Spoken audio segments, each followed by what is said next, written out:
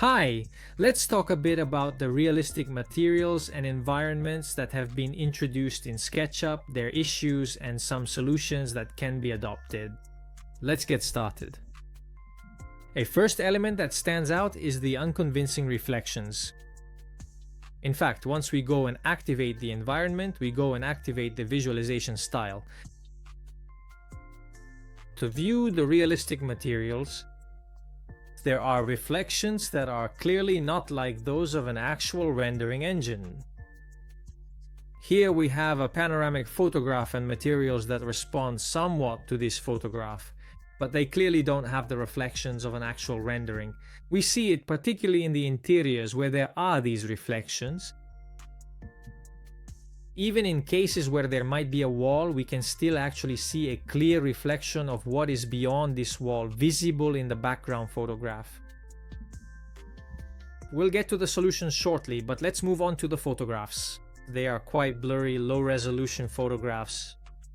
The ones we find preloaded, in fact, even though they weigh a lot, 300 or 400 megabytes that are added to our file size, are still low resolution, but as we'll see shortly, we can easily find others in high resolution for free online.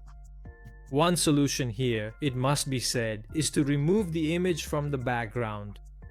So we can see these effects, some reflections that, especially in exteriors, aren't bad at all, but doing without the background image, which as mentioned is low resolution.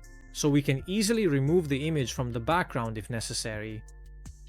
A third element is the color shift, which isn't a SketchUp problem, it's just how rendering is in general.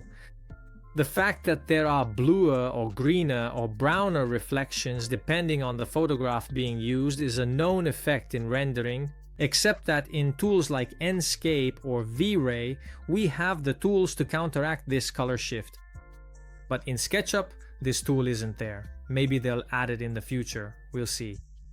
However, this color alteration that we see now, so a wall that should simply be gray becomes a completely different color depending on the photograph being used in a very obvious way. And this isn't good because it alters the colors of my project. So there should be, let's say, a tool to adjust this color shift a little bit. One solution though, and again obviously a partial one, is to remove the photorealistic effect from the reflections. But this way I'm only left with the background photograph and I no longer have any kind of reflection effect on the materials. So I usually try to use one of the photographs where this shift isn't too obvious. Let's look at some solutions. For example, we can easily rotate the background photograph.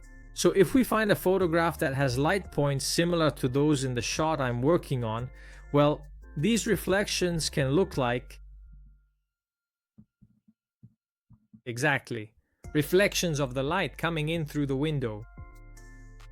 Of course, I have to find the right shot with the right photograph, but this ability to adjust the rotation of the photograph and also the intensity of the reflections allows for a fairly good adjustment of these effects within the image.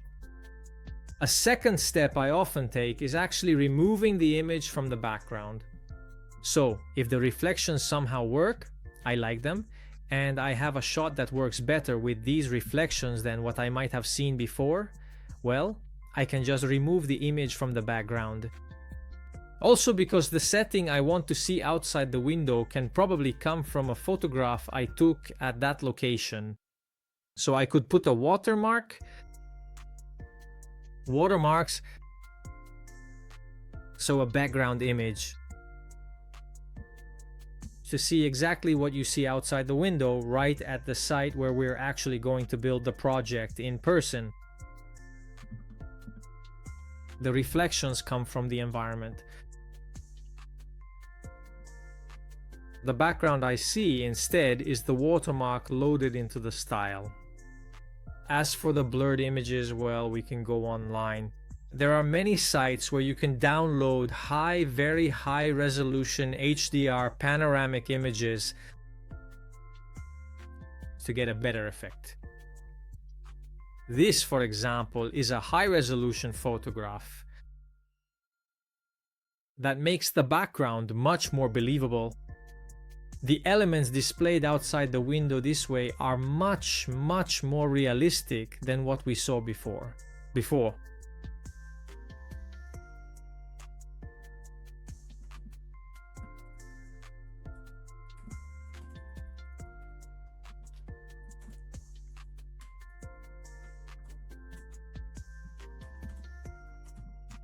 So with these quick solutions, I hope I've given you some useful tips.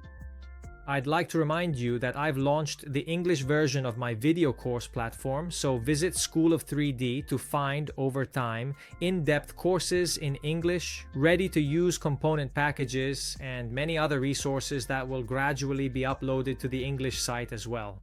Scuola3D.it is the Italian site, schoolof3d.com is the English site. Bye, see you next time.